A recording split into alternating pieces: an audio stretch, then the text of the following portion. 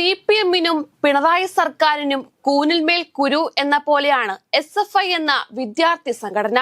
തുടർഭരണത്തിൽ കയറി വിവാദങ്ങളിൽ മുങ്ങിക്കുളിച്ചു നിൽക്കുന്ന പിണറായി സർക്കാരിന് അടിക്കടി തലവേദന സൃഷ്ടിക്കാനുള്ള ഒരവസരവും കുട്ടി സഖാക്കൾ പാഴാക്കില്ല. SFIയുടെ വിപ്ലവ സിംഗങ്ങളായ സഖാക്കളുടെ പോരാട്ടഗാഥയിലേക്കുള്ള ഏറ്റവും പുതിയ ഏടാണ് കൊയിലാണ്ടി ഗുരുദേവ കോളേജിലെ SFI സംഘർഷം. കോളേജ് പ്രിൻസിപ്പാളിനെ SFI നേതാക്കൾ ആക്രമിച്ച സംഭവത്തിൽ പ്രതികരണവുമായി CPIM കേന്ദ്ര കമ്മിറ്റി അംഗം AK ബാലൻ രംഗത്തെത്തിയിരിക്കുകയാണ്.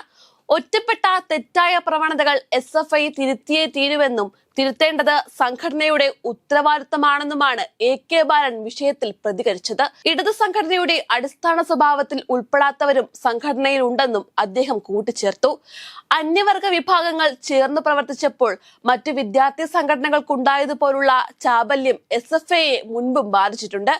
അപ്പോഴെല്ലാം തിരുത്തൽ നിലപാടുണ്ടായി.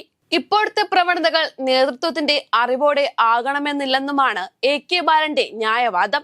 SFI CPM-ന്റെ പോഷക സംഘടനയല്ല. പല വിഭാഗക്കാരുണ്ട്. സഖാക്കളായ സംഘടനാ പ്രവർത്തകരെ തിരുത്താൻ മാത്രമേ CPM-ന് സാധിക്കുകയുള്ളൂ. വയനാട്ടിൽ രാഹുൽ ഗാന്ധിയുടെ ഓഫീസ് ആക്രമിച്ച പ്രശ്നത്തിൽ SFI ജില്ലാ കമ്മിറ്റി പിരിച്ചുവിട്ടത് തിരുത്തൽ നടപടിയായിരുന്നു. ഇപ്പോൾ SFIയുമായി ബന്ധപ്പെട്ട പലതും ഒഴിവാക്കേണ്ടിയിരിക്കുന്നു. SFI മാത്രം വിചാരിച്ചാൽ അത് കഴിയില്ല. കൊയിലാണ്ടി ഗുരുദേവ കോളേജിൽ പ്രിൻസിപ്പലിന്റെ ഭാഗത്തു നിന്നും ഉണ്ടാകരുതാത്ത പലതും ഉണ്ടായി.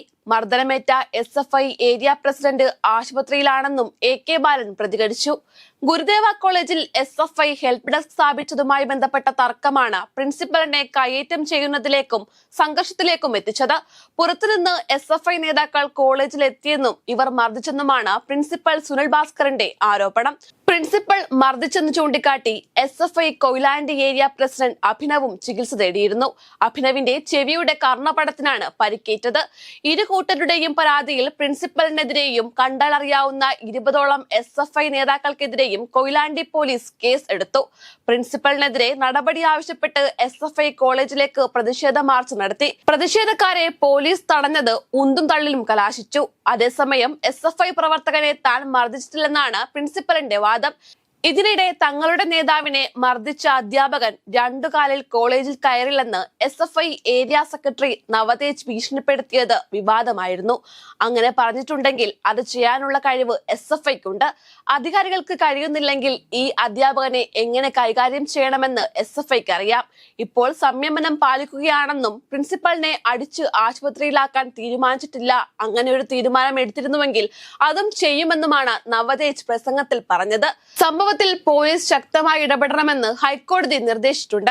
കോളേജിനും പ്രിൻസിപ്പൽ, വിദ്യാർത്ഥികൾ എന്നിവർക്കും പോലീസ് സംരക്ഷണം ഒരുക്കണമെന്നും ഹൈക്കോടതി നിർദ്ദേശിച്ചു.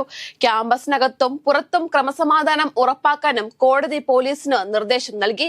കോളേജ് പ്രിൻസിപ്പലിന്റെ ഹർജിയിലാണ് ഇടക്കാല ഉത്തരവ് പുറപ്പെടുവിച്ചിരിക്കുന്നത്. സംഭവത്തിൽ SFI നേതാക്കൾക്ക് കോടതി നോട്ടീസ് അയച്ചിട്ടുണ്ട്.